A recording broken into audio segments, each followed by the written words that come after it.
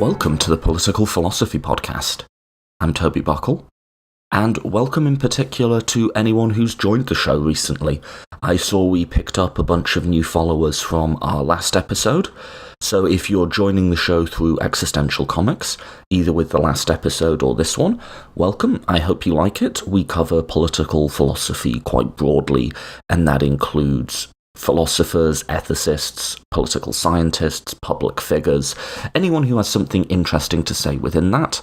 The episodes don't have to be listened to in any particular order, so if you like this episode, feel free to go and check us out on iTunes or SoundCloud or RSS or wherever you get your podcasts, and just see what seems interesting to you.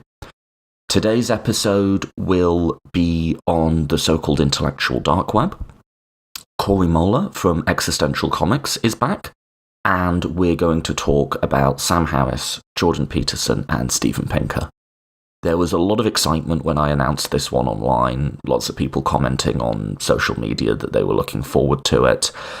I'm a little bit nervous that a lot of the people commenting were looking forward to it because they were fans of these gentlemen, in which case you may well be disappointed. This is quite a critical look, but I hope you'll listen to it anyway. And if you have some thoughts, if you think there's something we're getting wrong, then I love comments. So, comment online, email me, send me thoughts, feelings, angry, poorly worded outbursts. All are welcome. And I will say, not next week, but in the upcoming weeks, I am going to do a show where I just respond to some of the criticisms that I've got on particularly my views of social justice. So if you send them in, you may well have your question make it onto the show. So please do that. This is the second part of my conversation with Corey. In the first part, we talked more generally about the role of comedy in politics and philosophy, so you're welcome to check that out. But I think today's episode works as a standalone. You don't need the context of the first episode, but if you want to go back and check that out, please do so. And as I said at the beginning, if you're joining the show recently, and this is an episode that you like, please do check out the rest of them. If the themes of feminism and atheism and the intersection between the two of them are interesting, I did a good interview with the atheist personality Aaron Ra, where we talked about that. If you're interested in religion generally, I did a series that was pretty well reviewed by Christians and atheists alike with the New Testament historian Dale B. Martin, and again, you can listen to that series in any order. And finally, we talk about moral consequentialism a little bit in this show. If that's something you'd like to hear more about, I have literally a dozen episodes on that at this point, with all sorts of different philosophers who have all sorts of different viewpoints. So if you do like it, please do go and check all of that out. You can subscribe on iTunes, RSS, SoundCloud, or wherever you get your podcasts. And you can follow us on social media. We have a Facebook, a Twitter, and a YouTube page. So if you enjoy this show, please do like and subscribe. For now, though, let's get straight into it. It is my pleasure to bring you, for the second time, Corey Mohler of Existential Comics.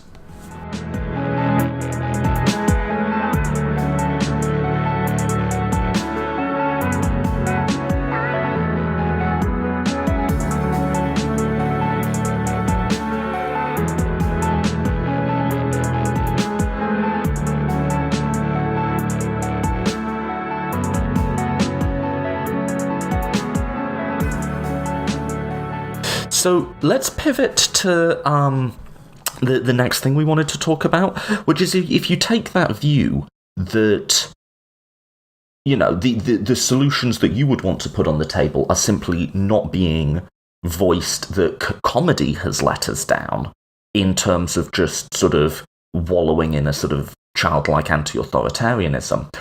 The other people who I think have let us down are our so-called quote-unquote public intellectuals.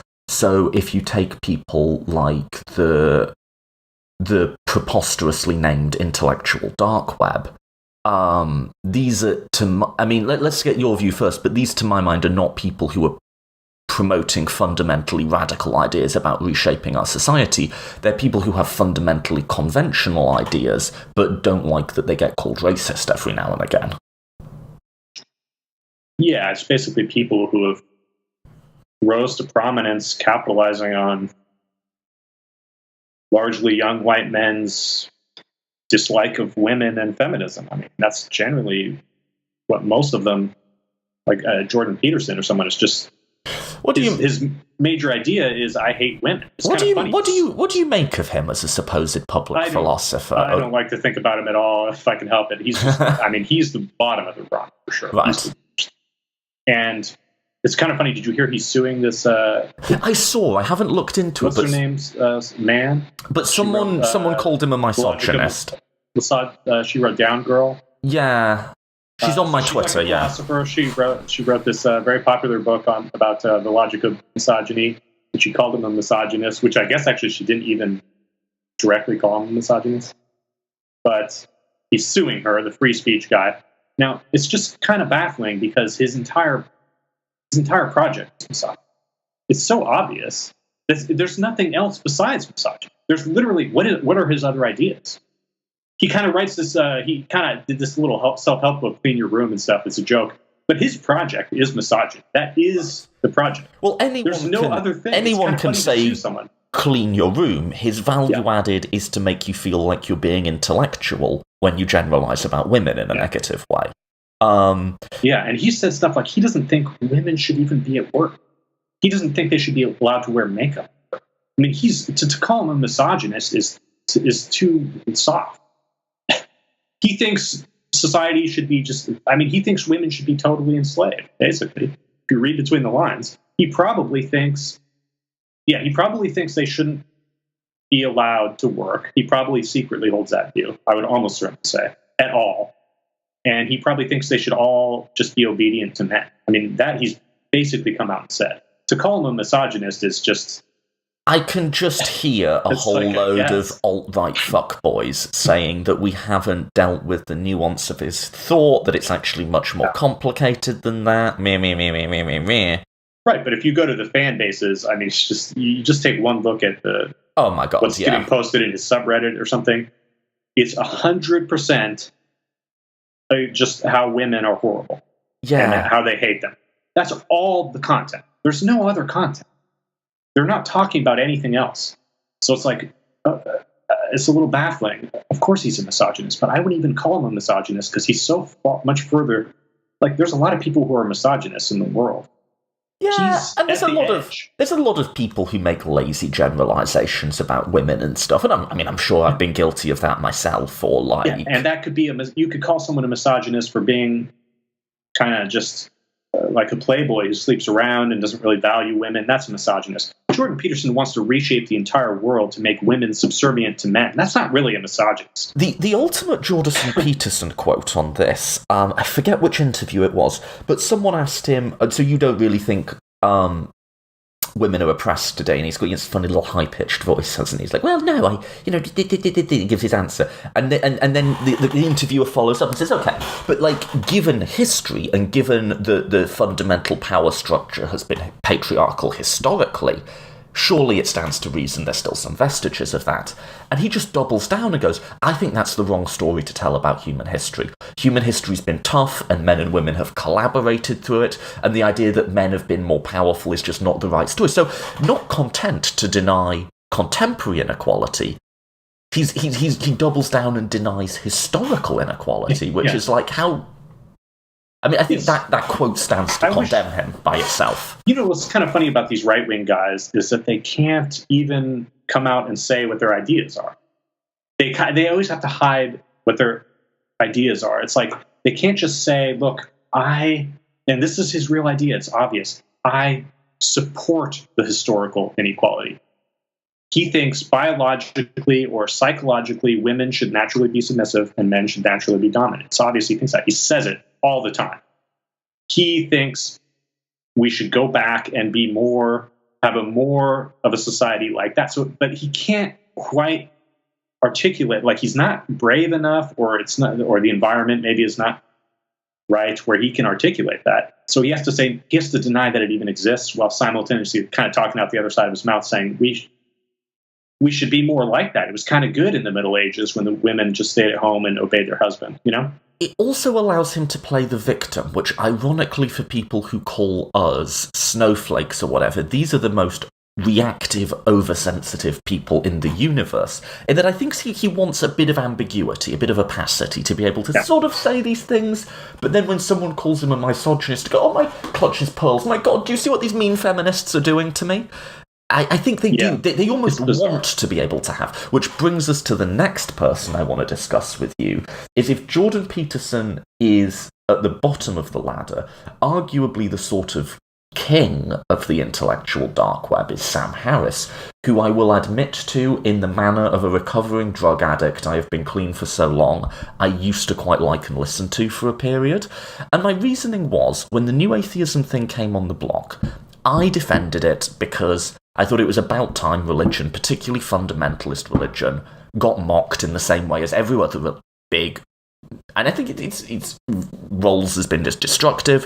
And also new atheism, when it initially came, and I know this is only 10 years ago, but it seems like a lifetime, you could have plausibly read as a left-wing phenomenon. I know that's gone now. And so go ahead. In retrospect, it was never there. It fooled a lot of people because at the beginning it was about, well, what they said it was about this critique of religion and irrationality or something. But right, which I agree with, to be fair. Yeah, like that central generally argument. Agree with, like, hey, let's be scientific. Let's not believe in fairies or whatever. But we should remember the history of it too, which is Sam Harris and Christopher Hitchens. They rose to prominence in the wake of 9/11. Right. Although their ideas, Hitchens was already a little popular before for other stuff. But Hitchens is a different beast because he did used to be a Marxist lefty, and although I mean we can do Hitchens another time. We want to talk about misogyny, by the way, but yes, let's leave Hitchens out. Yeah. But Sam Harris rose to prominence from 9/11, and his idea was aggressive foreign policy. Right, we should go bomb them. That's really how he rose up through the ranks. We need to get rid of these evil Islamists who are not rational. And that trajectory has been the same throughout his entire career. But the weird thing, again, it's like he never directly talks about it. Or he wants to pretend like he's talking about something else, right? Like the atheism, like those atheism communities are interesting because they used to talk about religion and rationality. And if you look at them now, the same communities, they talk about almost exclusively how the social justice warriors are ruining society. It has nothing to do with religion. In fact, most of these so-called feminists and social justice, they're mostly atheists. And that's what they don't like now. But Sam Harris is mostly interested in foreign policy. And he always has been. And The Moral Landscape was the most interesting book because the entire thing was written as this defense of utilitarianism, but he openly admitted what motivated him to write it was all these whiny academics who believed in cultural relativity and thought these other cultures were just as good as ours. And he wanted to say, no, there's an absolute truth of, he doesn't talk about foreign policy at all, but the book is about foreign policy. He was annoyed with cultural relativism, which was naively accepted by sort of the scientific community. Any culture is just as good as any others. We can't criticize them. It is annoying. I admit. I give him that point. It is naive. So let's just pause in this narrative and let me give you like the devil's advocate here of like the like why I followed Sam along this far. In that the argument of the moral landscape taken on face value is plausible. Like, he's essentially doing moral philosophy without saying he's doing moral philosophy. I don't think it cashes out the claim that there's a scientific basis for morality. But it's a fair set of arguments that something like consequentialism is more intuitive than we usually find it. That the ideas that are propagated by people who are relativists are often incoherent and inconsistent, and they're willing to apply them in some circumstances and not in others. And taking an overall approach of reducing suffering in the world, increasing positive, desirable experiences, just sort of like a mapped up hedonism, is not the stupidest starting point ethically. Where I'd get off the boat is the idea that lends you to an interventionist foreign policy. Like, if we could just change Saudi Arabia to become, Sweden, we should do it, but every time we try to do something like that, we reliably increase. And this is a John Stuart Mill argument. John Stuart Mill says an ethical consequentialist should be for intervention in theory and against it in practice, just because it never fucking works, right? Mm-hmm. So that's where I'd get off the boat with Sam Harris, is just the practicality of it. Like, it basically, if you look at all the interventions we've done since, the Second World War, there's been about 70 of them. There's maybe a couple that you could say went well, and even that, it just tends not to work. But the overall project of moral consequentialism, critiquing religion, that's not an inherently ridiculous or amoral or suspicious thing, right? No, not inherently. But again, that's not why Sam Harris wrote the book, I don't think. He wrote the book to convince people that certain cultures could be better than others, against moral relativity. Now, he doesn't say it in the book, but he just thinks it's obvious that when all his science friends read this and are convinced by his arguments, actually some cultures could be better than others. He thinks it's just an obvious fact that European culture is better than every other culture in history. Therefore, we have the right to be the masters of the earth. Right? So these other cultures down in, including probably China, certainly the Middle East, Latin America, we have the right to govern their societies because we are the superior culture. That's his motivation for writing the book, so as I see it. It didn't... I mean, we talked about this before we came online, but I just remember this when he first... I mean, it culminated with him having Charles fucking Murray on his show.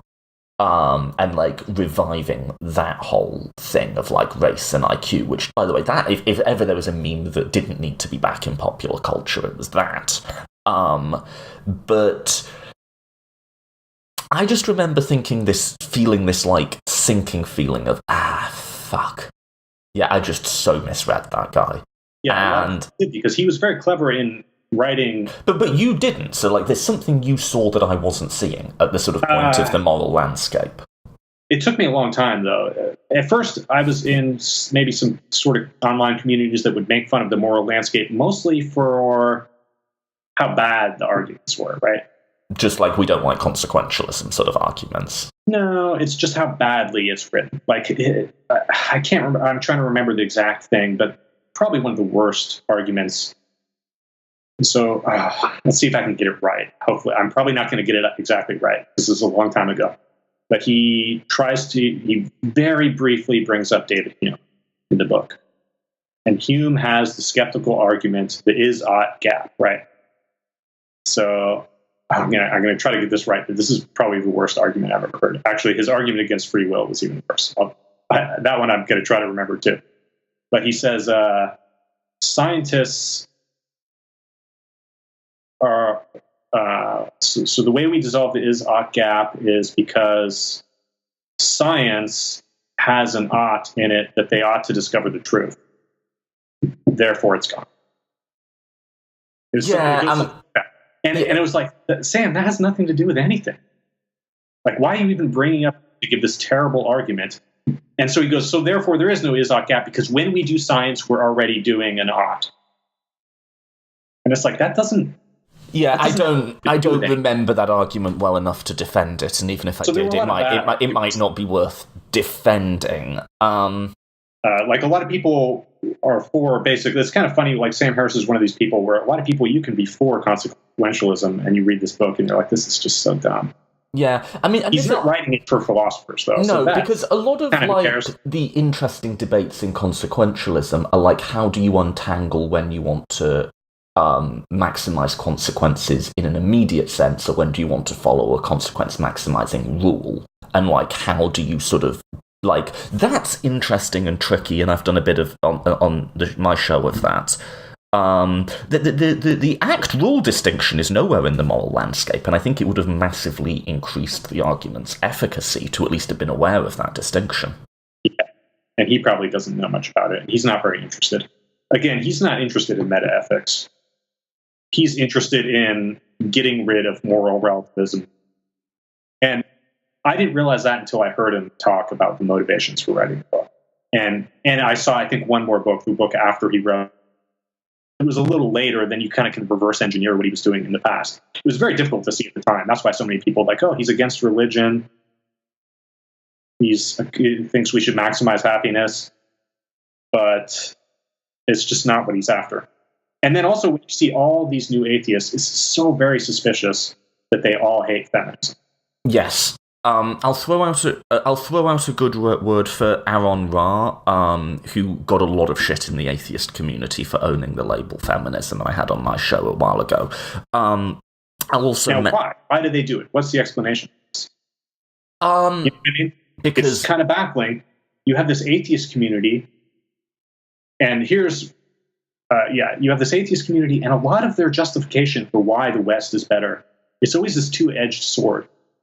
I know exactly. Yeah, go ahead. Times, their justification for why our culture is superior and therefore why we should be masters of the earth, us meaning white Europe and America, is that we have this progress, this moral progress, right? And the thing that they point to the most is feminism. They say, look how much better we treat women. Women are integrated in our society. And then they turn right around and say, enough, stop. No more feminism. Feminism finished about 30 years ago. And in fact, we should reverse time and go back to about the 70s when I was 20 years old. You know what I mean? No more feminism, no more moral progress, no more left wing at all. It's over. We finished that project. Now it's just time to go bomb these other countries. It's bizarre. And at no point does that contradiction, and you can't make them aware of it. Let me make a couple of points here, though, because I've taken a lot of shit for publicly defending the label of feminist. And even in its most mild social and political equality form, I've taken a lot of shit for publicly defending that in atheist spaces online. Like, a lot of shit.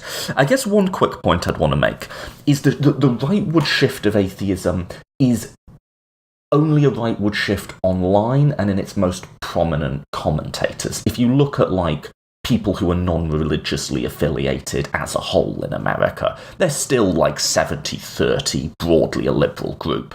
And there's a lot of people doing good work. So I just had Mandisa Thomas on my podcast, who's president of Black Non-Believers, which is exactly what it sounds like, and they do good work for black empowerment in America, but from a secular perspective. So there is that whole side of things as well. But when it comes to where the contemporary atheist movement has gone, I mean, I quite agree, it's toxic and beyond toxic. And I think it comes from... I've got a lot of shit for saying this because it's an ad hominem argument. And it is an ad hominem argument, but I also think it's true. I think a lot of it comes from a place of sexual frustration and resentment. I think a lot of it basically comes from guys who think that... who can't get laid for a variety of just complete failings of their own. Like, dude, get a job and shower every now and again, you know? Yeah. And that makes them angry. And instead of saying, you know, maybe I need to do some self-improvement or, you know, not... Like, dude, if I can feel your resentment and frustration and anger of women radiating out of every pore, if I can feel it, women can feel it, and they're not going to want to fuck you. Sorry. Yeah. But, like, I think that's ultimately where it's coming from. And what's bizarre, to circle it back to the Jordan Peterson thing, is they can only hear self-improvement if it's packaged within misogyny. Yeah. And that's really sad, because then there's no way out of the trap. But I think that's where it's coming from. That's definitely part of it, yeah. I think that's the... Especially for Jordan Peterson, I mean, that seems like the whole thing. That's like the whole... For Sam Harris, there's this whole group of people who sort of... I think the other draw of that a lot of the atheists were pulled into is to sort of have these easy answers for the world. Like, I think this is a lot of libertarians. Like, a lot of libertarians are just conservatives who know it's not very cool to call yourself a conservative, so they call themselves a libertarian. I'm a free thinker, man. Yeah, I'm a free thinker. But there's other people, especially like it seems to be young white men mostly, who want there to be just a single answer to everything. Like there's one solution and you kind of give it and then that's it. And so the easiest one to pick is freedom in a very shallow sense of the word, where you can just kind of freely interact with each other and make contracts and that's it, nothing else. And this will solve everything, right? And this, of course, the world is much more complicated than this. And Sam Harris drew a lot of those people in, where you just don't believe it, you don't believe in any superstition, and then everyone just makes contracts with each other, and the world is solved, right? But then, these people all just seem to evolve later on somehow to just hate social activism. It's kind of mysterious. Like, it's so interesting that the primary political commitment of all of these people is being against what they would call identity politics, just sort of the excesses of the social justice left, which I've had my critiques. I did a podcast with Kellyanne Mendoza, who's a human rights activist, and we argued that all of the central concepts of social justice are valid, but they can often be badly expressed, and in a way that's not going to be intelligible to people. But at the same time, you have to have perspective. If you think the overreach of the left is the most important problem in society, I just don't know. I don't know what society you're looking at, As opposed to, like, the prison system or something, Yeah, it's pretty bizarre. And you'll see, the libertarian communities are the most weird about this. Like, one thing that kind of blew my mind is, like, if you go onto the libertarian subreddit and you search for Black Lives Matter as a keyword, it's going to be like 80 or 90% against Black Lives Matter. Calling them terrorists, calling them, destructive, calling them, they're not protesting the right way, like Martin Luther King would. They'll say stuff like that. They need to be peaceful, right? It's almost all, now this is bizarre because libertarians ostensibly are about freedom, no oppression from the state, and here's a movement about the police shooting people, and they're against it. The libertarians, if you take their word for it, should all be 100% for Black Lives. They should be marching in the streets with them, right? They don't do it, though. Because they're libertarians are, I'll give one more example that was really funny, though. Libertarians are mostly conservatives in that they're preserving the social order of property. Like, they know, this is the reason why it's almost all like white men. White men own basically everything and control most things, right? So they know that they're sort of like, our people are in control and we don't want to change it, right? We don't want to change the property relations. We're not into other groups coming and saying, hey, maybe we should have a share too. So that's why they can sort of say, look, we can all make free contracts as long as our type of people own everything and control everything.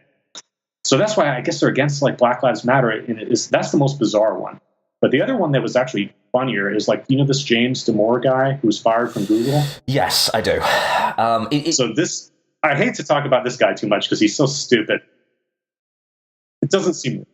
Here's the most interesting thing about that. Of the whole debacle, the most interesting thing was that Reason Magazine, which is the, like, libertarian think piece run by the Koch brothers or whatever, I think it is. It's a libertarian website and magazine, wrote an article after that saying, maybe private power should be critiqued as well. It was like the first time they had ever written this article. Was when a white guy got fired for hating women, or saying white people, for whatever you want to say. I don't care. I don't care too much. I didn't read the letter, so I don't know. Boring. But so to all, private power has murdered union representatives. They fired people for being, they fired minorities. They've refused to be, they've been racist. All this stuff didn't matter at all. Google fires one guy who's a software engineer, will get another job easily. This guy's not going to be living in the streets. Or writing a manifesto that made women uncomfortable at Google and they didn't want to work with them, or whatever, however you want to phrase this situation. And now they're like, man, maybe we should go after Google. Maybe Google is bad.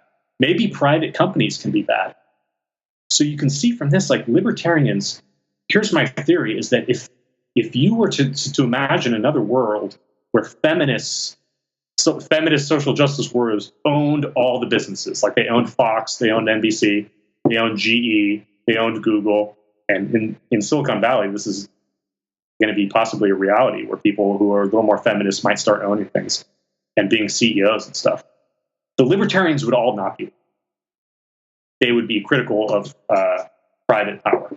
And they would say these companies are tyrants. And it's just obvious. It's like they're not against private. They're not for or against private power. They're for sort of their side winning, which everybody kind of is. Like they're basically just conservatives, and they hate feminists more than they hate collective action or whatever they say. You know, I've long argued that there's very few actual true libertarians. It tends to be a language adopted adjacent to core conservative commitments. But the race thing brings us to a final.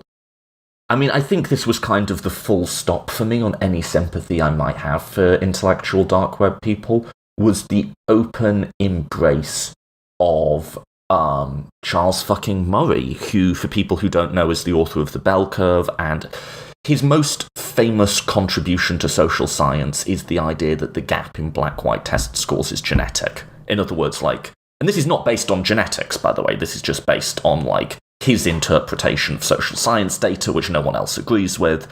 And this caused a huge stir in, the 80s or something, and it went away.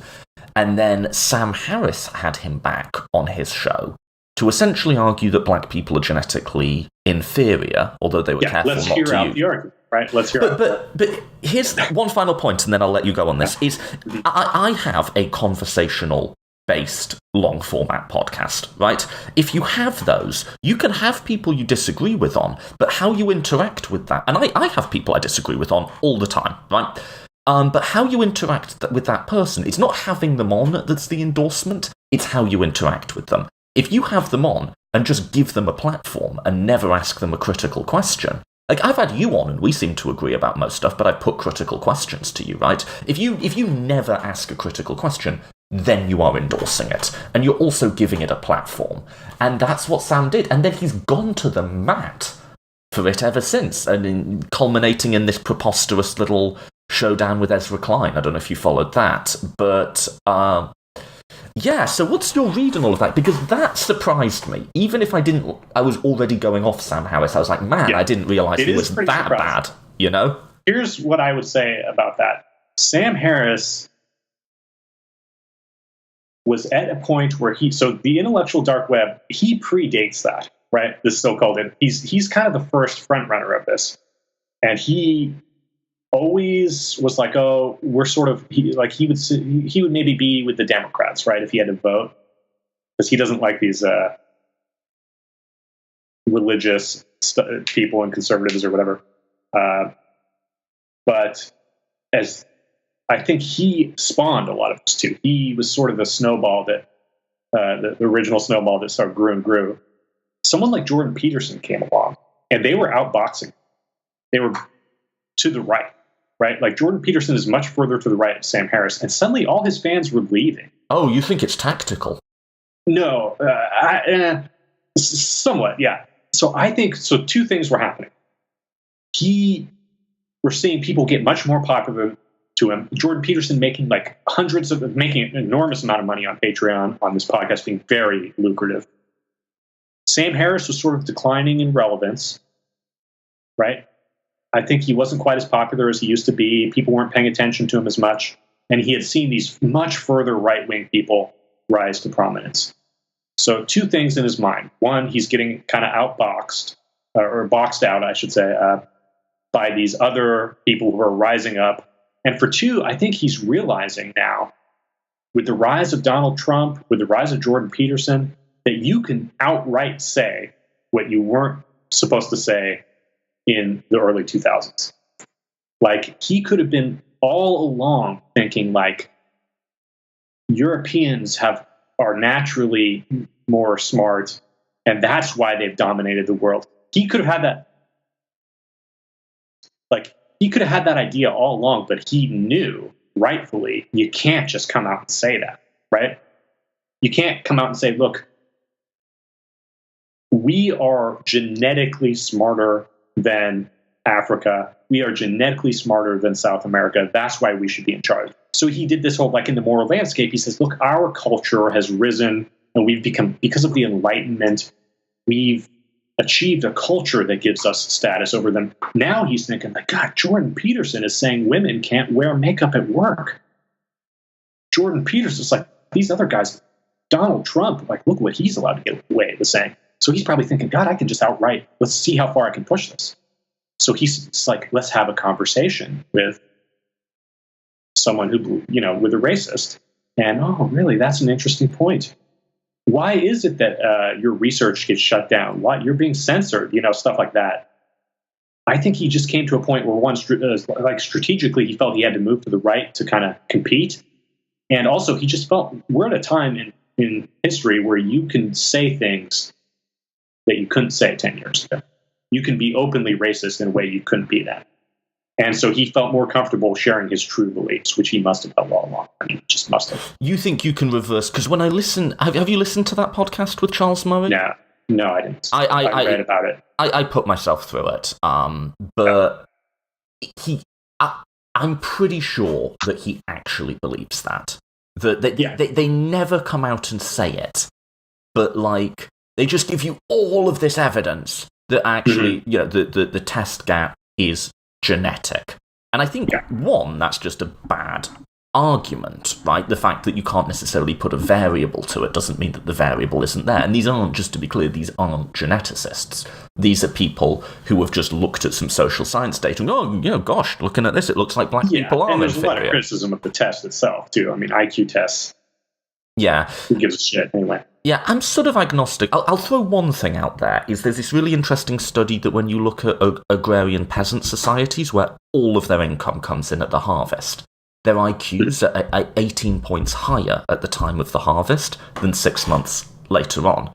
And people have said, actually poverty and stress affects the neurobiology of the brain. It might not even be that complicated. It might just be like, if you've got some stupid fucking abstract test to do, but you're genuinely worried about your kid starving, you're not going to be applying all of your concentration to the test. Yeah, likewise, if you're black in America and you have to have eyes in the back of your head and you're worried about the police and higher rates of violence, and you sort of know if you're in an all-white space you're being judged a bit, if that's how you have to evolve to survive, you might have the exact same IQ, but just be a little bit less interested in doing this. Puzzles, yeah. So, I mean, that's one idea that you wouldn't capture in Charles. Yeah, there's a million ways. I mean, you can look at it, and I don't claim to be an expert. What is Sam Harris's motivation for inviting this guy on the show and having the debate? And you think you can clearly white supremacy? I mean, you think you can retro-engineer that as like a clear line backwards through all of his work up till that point? I think so. I think so. At least the moral landscape.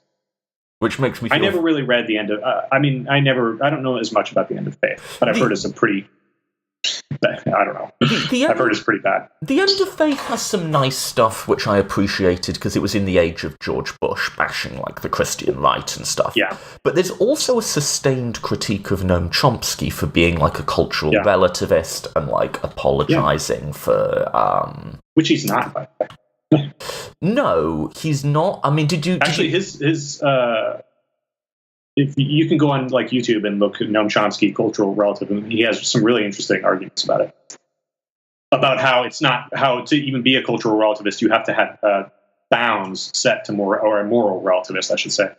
There has to be certain bounds set. He's pretty interesting to hear talk about it. But yeah, Sam Harris, I mean, in the last election, said he would rather have been, what's the guy's name of the pyramids? Ben Carson, be president than Noam Chomsky. And this is a pretty weird thing for someone who's devoted to rationality and atheism. I mean, you can't get a more rational... Like Noam Chomsky is like MIT, he's a perfect, just rational atheist intellectual. Sam Harris doesn't want him. He wants the guy who believes the pyramids were stored for grain and that we should be a Christian nation. Why? Because he's willing to bomb the Middle East and continue the empire. Noam Chomsky wants to get rid of borders, Yeah, I thought... Did you, just as a complete aside, but did you see when they asked Ben Carson about that? And, like, he didn't obfuscate. He was like, yeah, that's still my belief. Just like, I mean, good for you, dude. You owned it. Like, good for you. It's amazing that, that guy was far out. Which brings you to an interesting critique of these people, and I guess someone else you could mention in this light is Steven Pinker, is that, you know, you're saying you're sort of standing at the apogee of this, like, long train of liberal progress, which we might decode as, like, white civilization's progress. I dislike that read, just because, like, I have been sympathetic to some of their arguments, but it is plausible. But also, you're not really advocating anything that would progress our current society. In fact, your political vision seems to be a remarkably conformist one, and your main political angst is with anyone trying to change the system for going too far. That's a weird contradiction. Yeah. I mean, Steven Pinker is the absolute king because he wrote an entire book about moral progress that we've made, right? And then here he is saying, this has been made through rationality, right? Rationality is the main driving force of history, of European history. And then he says, stop immediately. Feminism today is based on irrationality. Marxism, or whatever it is based on, he says the basis of it is irrationality, and we have to be rational and stop it. Rationality means stopping social progress. Up until the exact point, coincidentally, that I became a young man. You know what I mean? Like, people's ideas are often kind of frozen. You become maybe 20, 25, and you kind of get frozen in the ideas of your youth. This is natural. Everybody does this. But it's like a big fucking coincidence that rational progress had this kind of Hegelian progress. And Hegel was kind of funny in the same way. There's this kind of progress that's moving through history where we're all understanding our freedom more. We're becoming more free. We're becoming more just of a society. And then we get to this fucking dumb asshole's 20th birthday, and it ends. It's over. Steven Pinker just turned 20 years old. Oh my God, I'll tell you one funny story about that too. And then it's over. Now, any social progress is irrational, against reason, and must be destroyed. What a fucking coincidence that this guy was born at the peak of history. Right. You know? What a fucking massive coincidence. Yeah, sort of like Hegel apparently said the end of history was constitutional monarchism. Right. And you can look back supposedly and go... Yeah, who knows if he really meant it or not? Nobody knows. But it is kind of funny. He's like, history makes this great progress, and guess what? We're done. Yeah. What a coincidence. I was born at the exact time. And now all these radicals need to be fucking stopped. We're trying to advance society. Get them out of here. You know, but yeah, Steven Pinker is the absolute king of this. It's just so stupid. You almost can't believe it. Yeah. The feminist, and to think feminism is over is mind-boggling. Right. You know, it's just so mind-boggling. This is like almost unbelievable that people think this. Yeah, and I think that's like his role in society is just to be like, he writes these shitty books that you buy at the airport that sort of like white middle class people. So say you're like maybe like a little lower class people, when they're at the airport, they buy like a sex novel or a mystery novel, right? Middle class white people buy. That's their porn. Yeah, that's their porn. They buy this to reassure them that the world is great the way it is and nothing should be changed, right? And so nothing. Oh, look, we finished our work here. Everything is great. White middle class society should not be threatened by anything because look, this guy says, look how good everything is. It's kind of funny idea too. Like, this is as good as this can be. Right. We finished. Have you looked at the world? Is great. It fucking sucks. It arguably have you sucks looked at less anything? than Are the you medieval stupid? period, but like the idea that there could be further not sucking. Oh God, we've made some progress. Yeah. yeah. Critical reason is the driving factor of history, and now it's done. over.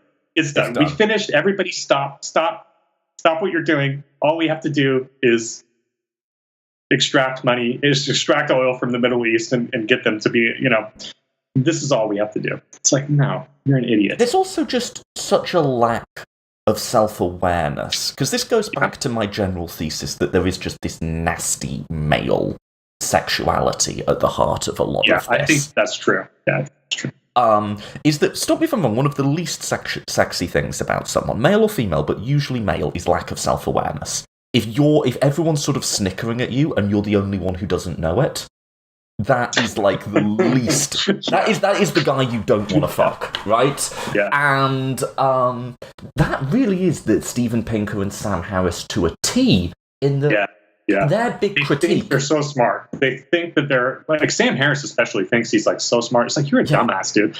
You know what's like Steven Pinker is smarter than Sam Harris for sure. I would think. At least he has done real science. And I think Sam both Harris are smarter than PhD, by the way. Really? I didn't. Oh, you've got to tell me this story. I didn't know this. His PhD was funded. He's a trust fund kid, right? He's a trust fund kid, and he didn't do any of the research, and it was paid for by the Reason Institute or something like that, which he owned. Oh, so he basically fuck off. paid for his own research and this is very smart of him. He knows a PhD gives you license to be to just be an expert on anything. You have a PhD in anything, you can talk about anything. So the reason he did this is to just put PhD at the bottom, neuroscience at the bottom of his books. Right. Like, do you know what his doctoral thesis was about? It's just something that absolutely nobody cites, everybody makes fun of. He did like a brain scan. Something about belief and neuroscience. I don't really. Like lying or something. He did like a brain scan, and he's like, "Look, you can see in the thing." It's just, nobody cares about it. He didn't do any real science. Like Steven Pinker actually is a respected. He's sort of like Richard Dawkins, where he did some good work.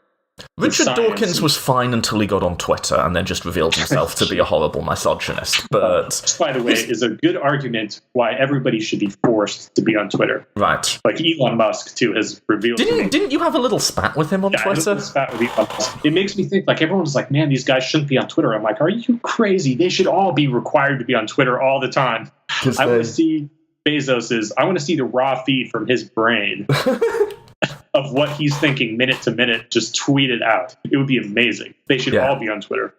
Yeah. Because so many people have outed themselves as... Just stupid. That's the best thing about, like, Elon Musk, is he outed himself as a stupid person. Not even like a racist, just you're a moron. Yeah, he's a moron. Like, he's just stupid. He doesn't know about anything. He's, like, one of the funniest things I thought, and it's funny because all his fans think he's some kind of genius. And it's just, and you could buy into it. Maybe he was. Maybe he could have been. This tracks back to the beginning of our conversation. The misallocation of the genius label applies to just about every single person we've touched in this conversation. Hiring people to do science. Right. And the funniest thing that kind of flew under the radar with him, though, is someone asked what his biggest intellectual influence was. Right? What is it, do you think? What is your biggest intellectual influence? Elon Musk, captain of industry, genius. I await disappointment. What did he say? Hitchhiker's Guide to the fucking Galaxy. Oh, fuck off. Which is a book he read clearly when he was 16 years old. So think about that in your own life. Like, you read a sci-fi novel when you're 16. Elon Musk is 47 years old. Nothing else has influenced him more than this kind of... Say what you want about that book. It's cool, but it's like the biggest influence intellectually in your life is this? It's like, what kind of childish, shallow person are you? Yeah. It's mind-blowing. Have you read a book? Have you ever read a serious book in your life? Like, clearly not. No, that's incredible. It's incredible. You remember, like, on a similar note, when Paul Ryan said Ayn Rand, he read it when he was 17 and it changed his life. It's like... And this is still it. Yeah. I mean, at least Atlas Shrugged, though, is more serious. At least it has an ideology. Yeah. That you're following. But what is Hitchhiker's Guide to the Galaxy? Like... It's the George Carlin of science writing. It is. Like, I mean, it's fine. It's a fine book, but it's like when you should read it when you're 16 and be like, this is so cool. It's got some great phrases in there. You shouldn't base your life around it. How could you even base your life? You can base your life around Atlas Shrugged. How do you base your life around Hitchhiker's Guide to the Galaxy? By being like smug and intellectually superior? I don't know. Just all the time. Like assuming you're the cleverest person in the room with like no anything, never discernible. Read any books. It's pretty amazing. Yeah, that to me was the most mind-blowing, and that one went totally under the radar because he has so much stupid crap on Twitter. But that was the most mind-blowing to me. Like, didn't he block you on Twitter for like? Yeah, he blocked me on Twitter for which is the saying. Coming back to Atlas Shrugged, he loves Atlas Shrugged too. Right. And I said a pretty good joke. Like, it's kind of funny that Elon Musk is a libertarian idol because he's actually the villain from Atlas Shrugged. Right. Quite clearly. He makes all his money from government subsidies. Right. He never produces anything. He pumps up his stock by overpromising. This was the villain from Atlas Shrugged. Yeah. But yeah, no, but like, for real. What's her name? Who's the hero? I can't remember, but the train lady and the train people, Hank Reardon and the main girl. It's been forever since I read it, but yeah. They bravely didn't take government subsidies. They built their own industries. This is the opposite of what Elon Musk does. Yeah. He makes all his money from government handouts.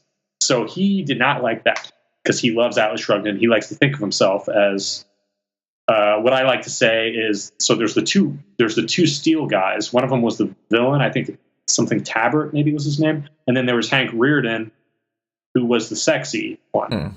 This is a very important distinction. This guy was ugly. He was like bald and fat. Hank Reardon had abs, you know. Yeah, which is very important. He thinks he's the sexy one. It's like, you're not, dude. You're the ugly one who takes subsidies, you know? I wonder if that, like that. Yeah, I wonder if that cut him harder than you knew. I think it did. Deflated his... Well, I think it did. I was shocked that he replied. Like, I looked down at my phone and I see, like, Elon, what the fuck, you know? But later on, like, I learned more about his Twitter presence, and it's not shocking at all. Apparently, he replies constantly to people who don't even tag him. Like, he searches his name on Twitter. So it's actually... I was shocked, but I didn't know that much about Elon Musk at the time. Or, like, his Twitter presence. Like, he is constantly... Like, he literally every day goes and searches his name and then corrects people about minor stuff. Like, you're wrong.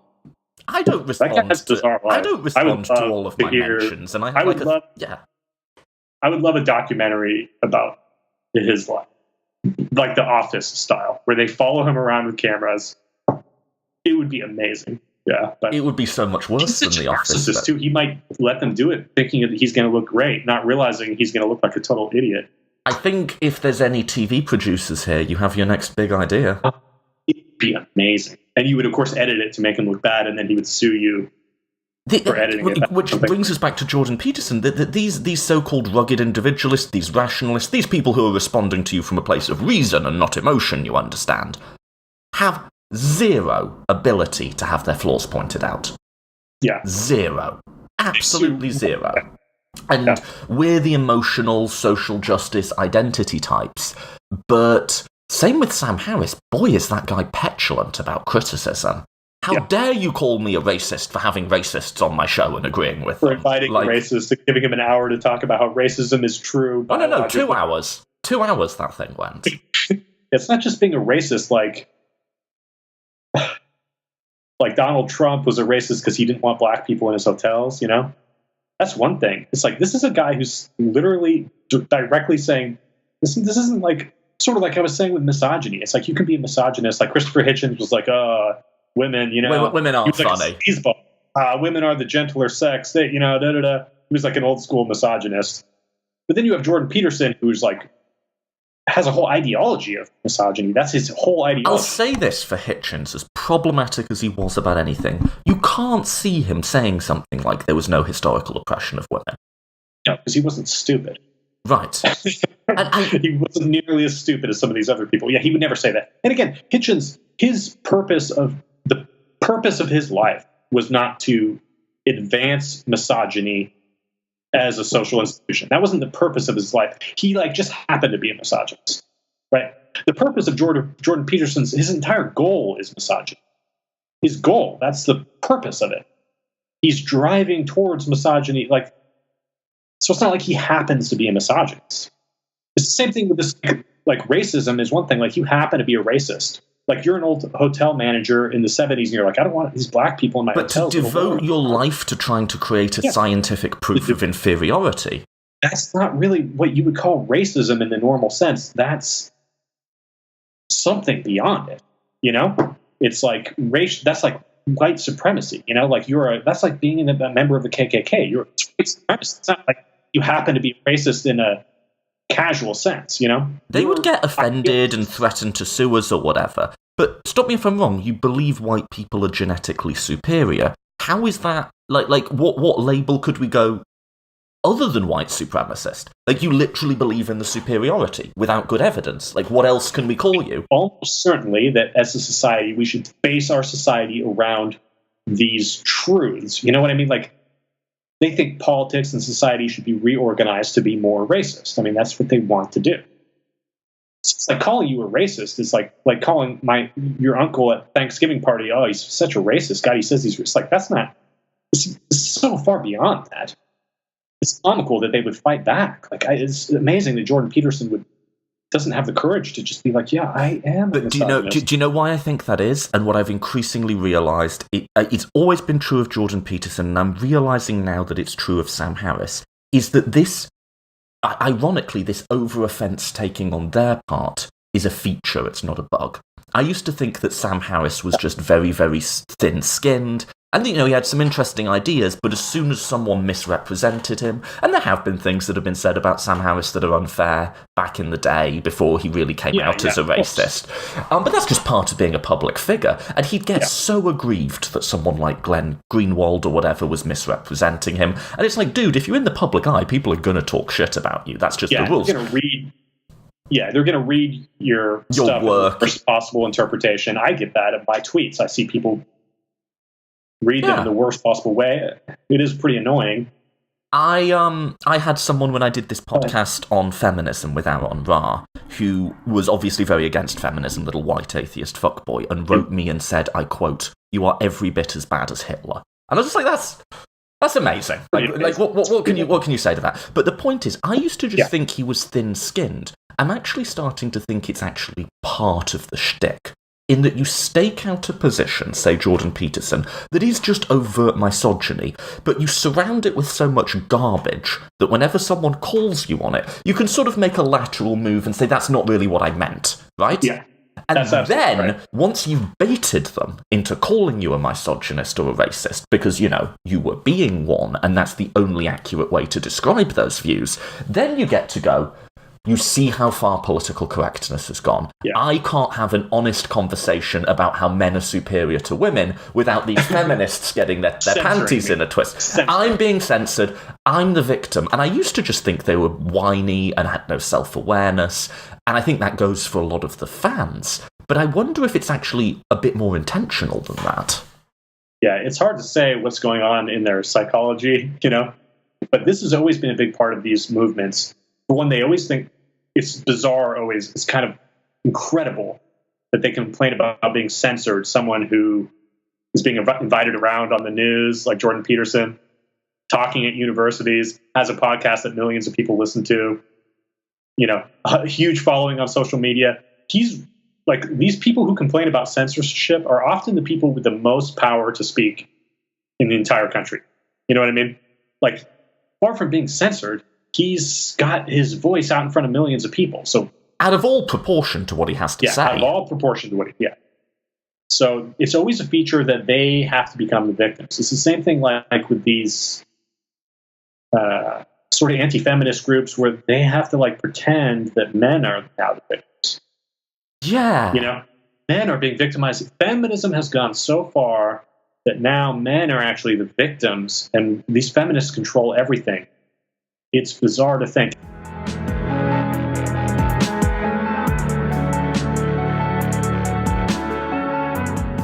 For listening to the Political Philosophy Podcast, I just want to close this episode by saying a big thank you to anyone who's taken an action to support the show. So, a few more people sponsored us on Patreon last week. I want to say a big thank you. That's really making this show possible, and I'm really grateful. If you don't know what Patreon is, it's a site where you can voluntarily provide monetary support at whatever level is right to the creators of free content. So this is a free show. I do it myself. Nobody's funding it. We don't have any sponsors. I dislike doing advertising on shows. And the way we cover the costs of the show is some of our audience members just chip in whatever's right to them. I suggest a donation of $2 an episode, which is about what most of our sponsors do, but it's totally up to you. You can sponsor us from anywhere from $1 to, hey, don't let me put a cap on it, whatever you guys can do. But to the people who've sponsored us recently, as well as the people who've been sponsoring us for a while, really genuinely, thank you. It's so easy to just receive free content, and you've taken that step of going on and signing up to support us. That's amazing. You're really amazing. You should feel really good about that. Also, people who are amazing are just, share the show. Like, we got a whole bunch of people sharing it last episode on Facebook and Twitter and so on. That just helps us reach a broader audience. It also means that the more people we can get listening, the better guests we can get on in the future. If I can tell people that we have 10,000 unique views an episode, they're more likely to want to come on. And if we can get that up to 20, even 30k, then I think we'll be able to attract some, A-list guests, as it were. So sharing also helps us put out a great show. So anyone who shared, anyone who sponsored, thank you so much for doing that. If you want to sponsor us, the links are on the website, politicalphilosophypodcast.com, or you can just Google Political Philosophy Podcast, it's the first thing that comes up. Or the sponsorship page itself is patreon.com/Political Philosophy Podcast. If you want to share, then we're on both Facebook and Twitter. Just search for us, or again, the links are on the website. So please do any of those things. If you're listening to me at this point, you probably got through the whole episode. It would seem a bit weird to just skip to the outro, but, maybe you did that. I once got an email from someone telling me the intro and outro were their favourite bits, and I was like, cool, glad you're listening. I don't necessarily... But, cool, glad you're listening. But yeah, if you did make it through to the end of the show, consider at least sharing. If it's your first episode, no pressure to donate, but if you've been listening to a few episodes now, consider checking it out. It allows us to continue putting out the show for free and without any advertisements. Thank you for everyone who does either of those things, and just thank you for listening to this show. It's great having an audience, and I love hearing from you. So if you liked today's episode, or even if you think we're completely wrong about everything, hit me up on social media with your thoughts. Thanks again for listening, and I hope you'll join us again next week.